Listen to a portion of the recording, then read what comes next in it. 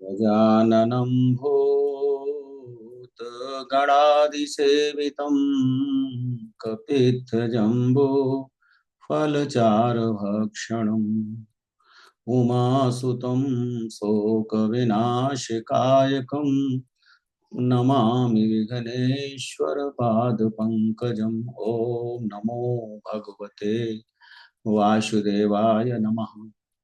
ओम नमो भगवते वासुदेवाय नमः। ओम नमो भगवते वासुदेवाय नमः। देवियों एवं सज्जनों, गोस्वामी तुलसीदास जी महाराज द्वारा विरचित श्री रामचरित मानस के बाल कांड में निहित कतिपय प्रसंग आपके समक्ष प्रस्तुत करने हेतु उपस्थित हूं।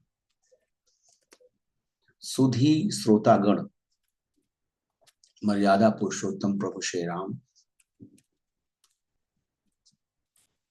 इस धरा पर मानव स्वरूप में अवतार लेकर त्रेता युग में अधर्म और अन्याय के प्रतीक रावण को समूल नष्ट करके इस पृथ्वी पर धर्म की पुनः स्थापना की। भगवान भोलेनाथ जगत जननी माता पार्वती को उसी राम कथा रूपी अमृत का रसपान करा रहे हैं। माता पार्वती के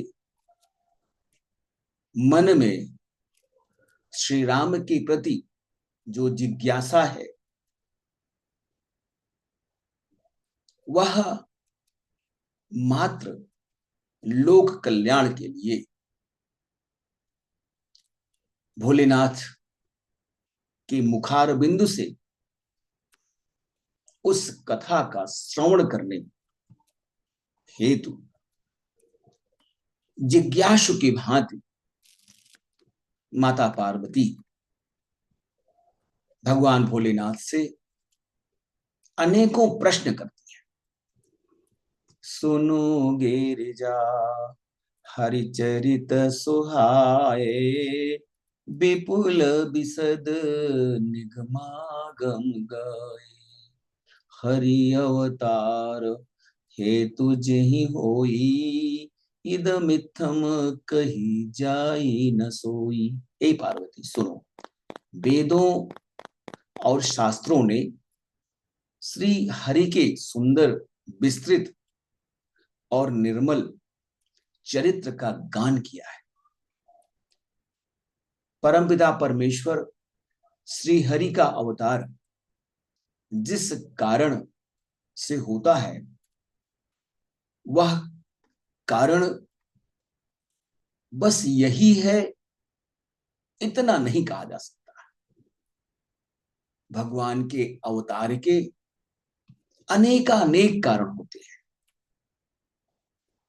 और सबसे बड़ा कारण यह होता है कि पृथ्वी पर धर्म की सत्ता, धर्म की ध्वजा जब झुकने लगती है, अधर्म का आधिपत्य स्थापित होने लगता है, तो ऐसी दशा में किसी न किसी स्वरूप में परमपिता परमेश्वर अवतार लेते हैं।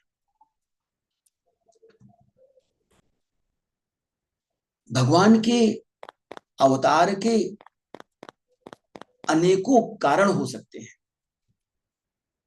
जिनको जानना, जिनको समझना सरल नहीं है।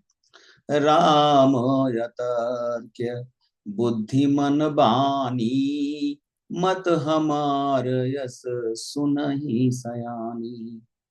तदपि संत मुनि वेद पुराना, जस कछु कहि स्वमति अनुमाना। हे सयानी, हे श्रेष्ठे, सुनो, हमारा मत तो यह है कि बुद्धि मन और वाणी से श्री राम जी को तर्क की कसौटी पर नहीं परखा जा सकता। भौतिक वस्तुओं को तर्क की कसौटी पर जांचा परखा जा सकता है, लेकिन जो अजेय है, अजन्मा है, अनादि है, अनंत है, अखंड है, ऐसे परम ब्रह्म परमेश्वर स्वरूप श्री राम को तर्क की कसौटी पर कसना आसान नहीं है। तथापि संत, मुनिगण, वेद एवं पुराण अपनी अपनी बुद्धि के अनुसार जैसा कुछ कहते हैं, तस मैं सुमुखी सुनाओ तो ही समुझे परई जस कारण मोही। जब जब होई धर्म कै हानि बाढ़ई असुर अधमय अभिमानी। भगवान भोलेनाथ कहते हैं कि जैसा जिस स्तर तक मेरी बुद्धि काम कर रही है, जैसा मैं समझ पा रहा हूं, हे सुमुखी, वह कारण मैं तुमको सुनाता हूं। जब जब पृथ्वी पर धर्म का समन होता है, धर्म का क्षय होता है, धर्म नष्ट होता है और नीच एवं अभिमानी राक्षसों की संख्या बढ़ जाती है, करही अनीति जाई नहीं बरनी से दही विप्र धेनु सुर धरनी। तब तब प्रभु धरी विविध शरीरा हरहि कृपा निधि सज्जन पीरा। वे इस धरती पर राक्षस गण ऐसा अन्याय करते हैं जिन्हें शब्दों में व्यक्त नहीं किया जा सकता। ब्राह्मण, गाय, देवता और पृथ्वी अत्यधिक कष्ट पाते हैं।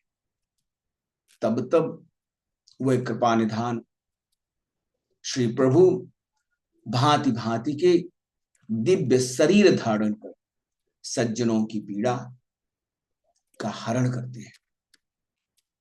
वस्तुतः पृथ्वी लोक मनुष्यों के लिए, देवलोक देवताओं के लिए और पाताल लोक राक्षसों के लिए निर्धारित किए गए हैं।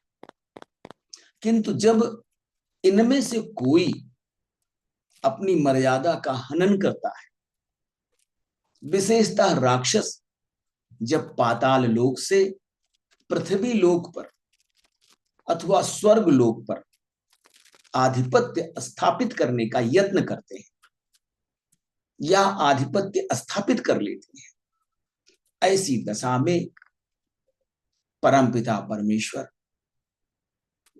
किसी न किसी स्वरूप में अवतार धारण कर उस स्थिति को पुनः बहाल करते हैं। असुर मारि था पही सुरन राखहि निज श्रुति सेतु। जग विस्तार ही विसद जस राम जन्म कर हेतु। वह असुरों को मारकर देवताओं को पुनर्स्थापित करते हैं, अपने श्वास स्वरूप वेदों की मर्यादा की रक्षा करते हैं और संसार में अपना निर्मल यश प्रसारित करते हैं। अपनी लीलाओं से संपूर्ण संसार को संदेश देते हैं, सज्जनता का, मानवता का, कर्तव्य परायणता का। श्री राम जी के अवतार का भी कुछ ऐसा ही कारण है। सोई जस गाई भगत भव तरही कृपा सिंधु जनहित तनु धरही। राम जन्म के हेतु अनेका परम विचित्र एक ते का। उसी यश का गान कर भक्तजन भवसागर पार हो जाती है। आवागमन के चक्र से विमुक्त हो जाते हैं। कृपा सागर श्री भगवान भक्तों के कल्याण के लिए विभिन्न शरीर धारण करते हैं। श्री राम जी के जन्म लेने के अनेकानेक कारण हैं, जो एक से बढ़कर एक हैं और विचित्र हैं। जन्म एक दुई कहूं बखानी, सावधान सुन सुमति भवानी। द्वारपाल हरि के प्रिय दो, जय अरु विजय जान सबको। हे सुंदर बुद्धि वाली पार्वती भवानी, मैं उनके एक दो जन्मों का विस्तार से वर्णन कर रहा हूं, तुम सावधान होकर सुनो। श्री हरि के जय और विजय दो प्रिय द्वारपाल हैं, जिनको सभी जानते हैं। विप्र श्राप ते दोनों भाई, तामस असुर देह तिन्ह पाई। कनक कशिप यरु घाटक लोचन, जगत विदित सुरपति मदमोचन। उन दोनों भाइयों ने ब्राह्मण स्वरूप सनकादि का अपमान किया। सनकादि ऋषि के शाप से असुरों का तामसी शरीर उन्हें प्राप्त हुआ। एक का नाम हिरण्यकशिप और दूसरे का नाम हिरण्याक्ष। ये देवराज इंद्र के गर्भ को छुड़ाने वाले संपूर्ण संसार में प्रसिद्ध। विजयी समर वीर विख्याता, धरि बराह बपु एक निपाता। कोई नर हरि दूसर पुनि मारा, जन प्रहलाद सुजस विस्तारा। वह दोनों राक्षस युद्ध में पाने वाले विख्यात वीर थे। उन्होंने देवताओं को, मनुष्यों को पराजित कर दिया।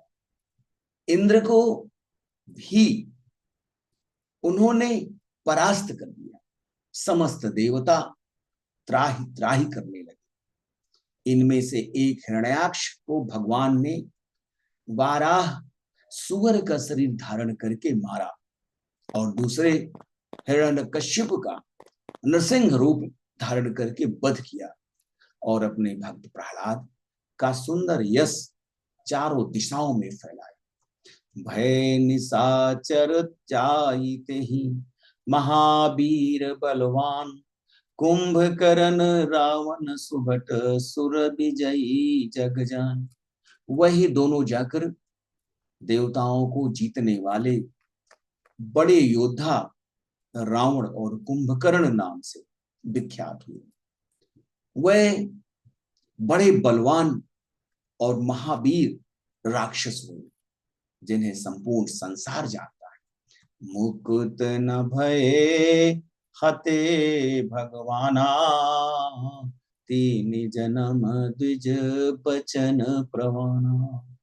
एक बार तिनके हित लागी, धर्यों शरीर भगत अनुरागी। श्री भगवान के द्वारा मारे जाने पर भी वह हिरण्याक्ष और हिरण्यकश्यप मुक्त नहीं हो पाए, क्योंकि सनकादि ब्राह्मणों ने उन्हें 3 जन्म राक्षस योनि में रहने का शाप दिया था। अतः एक बार उनके कल्याण के लिए भक्त प्रेमी श्री भगवान ने पुनः अवतार लिया। कश्यप यदिति तहां पितु माता, दशरथ कौसल्या विख्याता। एक कल्प यही विधि अवतारा, चरित्र पवित्र किए संसारा। वहां उस अवतार में कश्यप और अदिति उनके माता पिता हुए। जो दशरथ और कौशल्या के नाम से प्रसिद्ध थे। एक कल्प में इस प्रकार अवतार लेकर उन्होंने इस संसार में अपनी पवित्र लीलाएं की। एक कल्प सुर देखी दुखारे, समर जलंधर सन सब हारे। शंभु कीन्ह संग्राम अपारा, धनुज महाबल मरई न मारा। एक कल्प में सभी देवताओं को जालंधर दैत्य से युद्ध में हार जाने के कारण दुखी देखकर भगवान भोलेनाथ ने उस जालंधर के साथ घोर युद्ध किया, पर वह महाबली दैत्य मारे नहीं मरता था। परम सती असुराधिप नारी, तेहि बलता ही न जितहि पुरारी। उस दैत्यराज की स्त्री अत्यंत पतिव्रता थी। उसी के प्रताप से त्रिपुरासुर जैसे अजेय शत्रु का विनाश करने वाले भगवान भोलेनाथ उस दैत्य को नहीं जीत सके। छल करिटारे उता सुब्रत, प्रभु सुर कारज कीन्हा। जब तेहि जाने मरम, तब श्राप कोप कर दीन्हा। प्रभु ने छल से उस स्त्री का व्रत भंग कर देवताओं का कल्याण किया, देवताओं का कार्य किया। जब उस स्त्री ने यह भेद जाना, तब उसने क्रोध करके भगवान को शाप दे दिया। मर्यादा पुरुषोत्तम प्रभु श्री राम के स्वरूप में परमपिता परमेश्वर अवतार लेकर अपनी लीलाओं से संपूर्ण सृष्टि को संदेश देते हैं। जहां करुणा, दया, क्षमा, परस्पर प्रेम इत्यादि सद्गुणों से समाज की व्यवस्था एवं राष्ट्र की व्यवस्था सुव्यवस्थित सुचारू रूप से संचालित हो सकती है। घृणा, क्रोध, ईर्ष्या, द्वेष, एक दूसरे को मरने मारने की प्रवृत्ति इत्यादि से सामाजिक व्यवस्था कलुषित होती है। शोषक और शोषित, वंचित, पीड़ित जब तक शोषण का शिकार होते रहेंगे, इस धरती पर राक्षसी प्रवृत्तियों का वास रहेगा, तब तक समाज में सामाजिक समरसता, परस्पर प्रेम भाव, सह अस्तित्व की भावना जागृत नहीं हो पाएगी और समाज दीर्घ काल तक अपनी रक्षा करने में समर्थ नहीं हो पाएगा।